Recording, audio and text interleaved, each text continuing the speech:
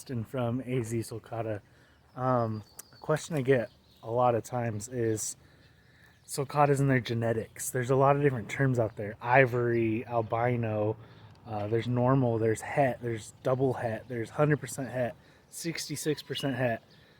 I don't expect most of you average tortoise owners to know those terms, but it's actually not as complicated as you would think, and yet super complicated if you dive really deep into it. But let's go ahead and I'm going to get after some of those terms, show you some of those tortoise and what their differences are. Let's get after. So before we dive into ivory, albino, and all the different morphs of sulcatas, we got to start off with a normal sulcata. Let's go ahead and take a look at what a normal sulcata looks like. So I keep all of my normal sulcatas over here. Very important to keep them separate. You do not want to mix like a normal ivories, albinos.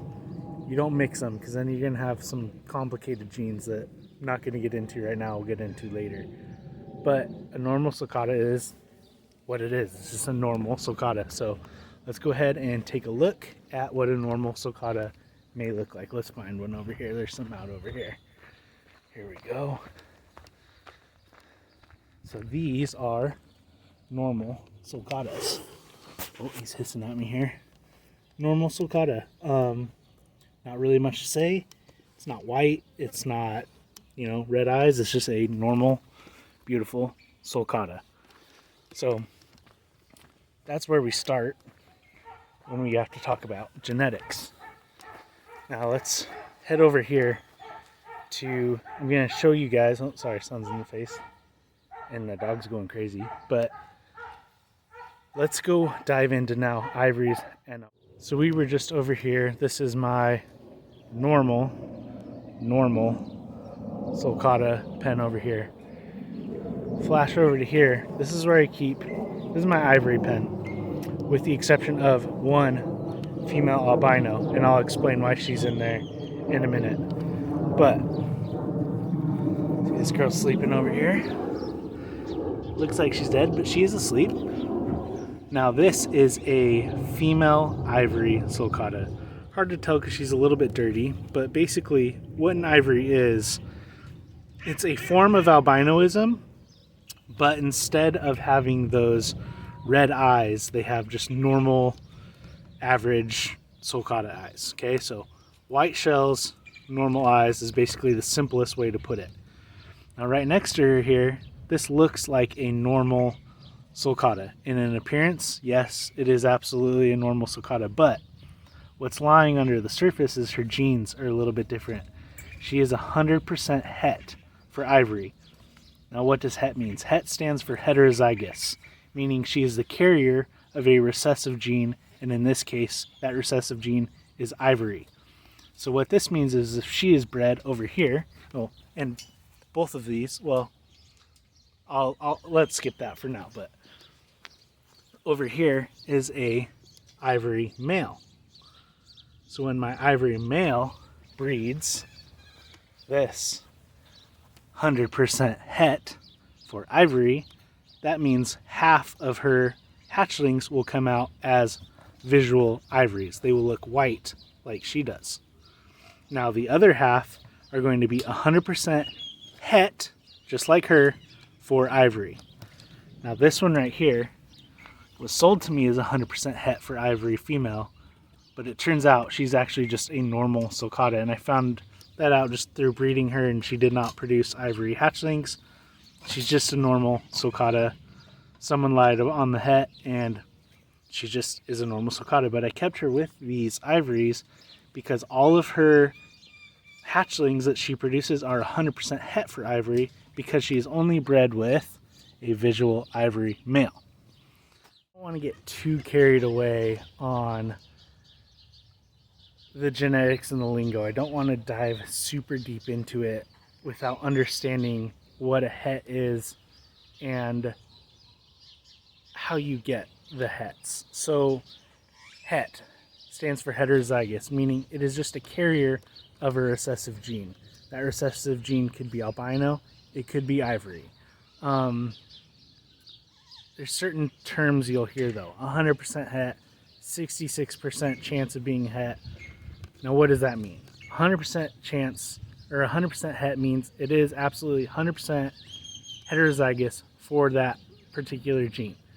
How you get 100% hets would be, an example would be a male ivory breeding a normal sulcata. 100% of those hatchlings are going to be 100% het. They're all going to be carriers of that ivory gene. None of them are going to be visually ivory. Another thing while we're on hets is a lot of people will think that, well, if it's het, maybe it'll look a little bit different, maybe a little bit lighter color of shell. Not true. Hets just have the gene. They're just carriers of the gene. They do not look any different than any normal hatchling. Maybe they are a little bit lighter, maybe they're not. Some hatchlings are lighter, some are not. It's all just happenstance. Het does not mean that they are lighter in any way. It just means that they're carriers of that gene. Now you get what's called 66% hets. What does that mean? That means that they might be het and they might not be het. And how you get that is by breeding a het to a het. So if you have a het male and a het female that breed together, you're going to get 3 outcomes. One, so let's take ivory as the example. Again, this works for albino too, or any recessive gene. Let's say you take a het ivory and a het female, breed them together. What do you get? You get 3 outcomes. You get ivories, you get het for ivory, and you get normal. The problem is we know what the ivories are because they look ivory. So you can cross that one off. You're left with 2 options. That's het for ivory and just normal. The problem is, again, there's no way to distinguish the difference just by looking at a het or a normal. So that's where you get the term 66.6% chance for het, because we don't know which ones of those hatchlings are hets and which ones are normal. So you're kind of taking a shot in the dark when you buy anything at 66%, because we don't know. There's no way to know until you grow it up, breed it, find out for yourself. So with that in mind, let's go from there and dive a little bit deeper in what I have that's very special. The only ones in the world that I know of that exist currently today are double hets. That's a cross between a ivory and albino, a pure cross, 100% het. Let's get 100% double het. Let's dive into that because they're all. Let's talk about these double hets, okay? This is where things get a little bit more complicated. Let's see, what do we have here? Let me find tortoises real quick. Should have done this before I started filming. But, where's my male at? Well, here's one of them. Okay, so this is an ivory male. The only males I have in this pen are ivory. This is one of them, visual ivory, okay? Simple enough. This right here is an albino female, visual albino. Got the red eyes. I don't know if we'll be able to see here or not. You can show me your red eyes. I don't know if that's going to come out in the video, but you can take my word for it. This is an albino female. She has only ever been bred with an ivory male. This guy and the guy down there at the end. When you cross these two, you're crossing ivory and albino, 2 visually recessive genes. Now what happens when you breed those 2? This is what happens. Looks like a normal sulcata, right? And just by looking at it, you'd be right. It looks like a normal sulcata. Awesome, getting as big as my hand, growing like monsters. Okay, looks pretty normal. I will say their heads and skin color are a little bit more golden. Could be coincidence, might be in the genetics, I'm not sure. But this is what is 100% double het. This is the result of, hi mom, this is its mom right here, albino female, and its dad is either that ivory male over there or this ivory male, right? So I did warn you, I did say it would get complicated. This is where things get complicated, is with the 100% double hets. Again, they're 100% because I know for a fact, I bred them myself, that they were bred with a visual albino female and a visual ivory male.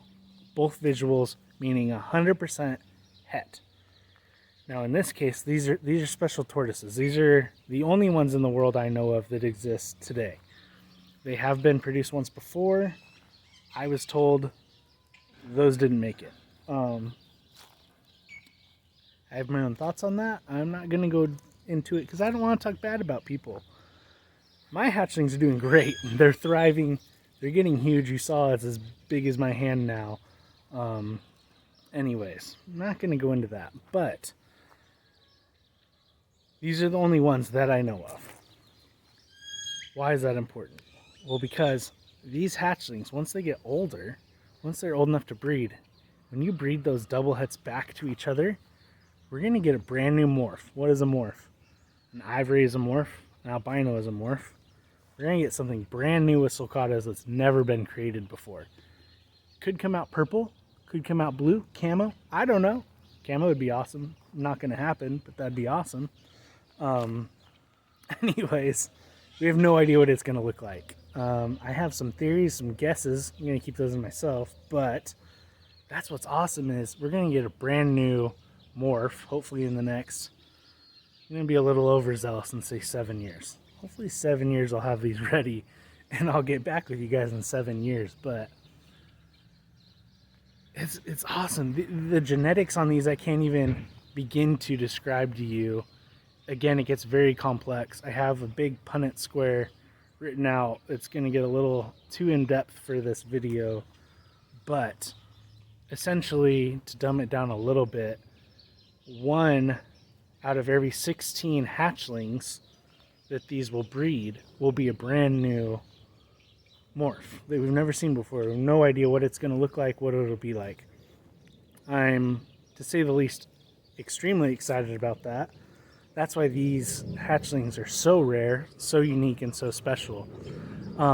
Also, what makes them very unique and special is they're the only tortoises on the planet that can produce both ivory and albino sulcatas. Okay, you can produce albinos with albinos, you can produce ivories with ivories. No tortoise on the planet can produce both, except for these, which is super awesome. Not only do you get a brand new morph, but you also get to be producing ivories and albinos. Super special. That's what is... The double hets are complex to say the least in their genetics. Diving in a little bit further, you also create 3 new double hets, a different type of double het, with that unknown morph gene that we don't know what it is, so I can't really put a word to it because it doesn't exist yet. But you also create 3 new double hets with that gene, and when you breed, whoa, getting attacked by bees here. When you breed those together, you also have new morphs, different than the other new morph. Again, it gets very complex. Not going to dive super deep into that, but hopefully that explains a little bit better on what a het is. A lot of people, first and foremost, confuse that. Het, again, looks like a normal, carries a recessive. I apologize, my phone quit recording, and I'm too lazy to go back and edit it. So, and retake that. Not going to do it. Refuse to do it. Anyways, double hets, awesome, rare, amazing. Get in on those, and hopefully you guys learned a little bit more about genetics and sulcatas specifically. You know the difference between an ivory and an albino, and a normal and a het. And if you have any questions, feel free to email me as always at azsulcata@gmail.com. Visit my website at azsulcata.com. I also got a lot of information there. That, first and foremost, should be where you go for information, azsulcata.com. And got some new videos coming up next in the next few weeks. Excited about. Make sure you subscribe to my channel. Hit the like button, hit the subscribe button, and I'll talk to you guys later. Thanks, everyone.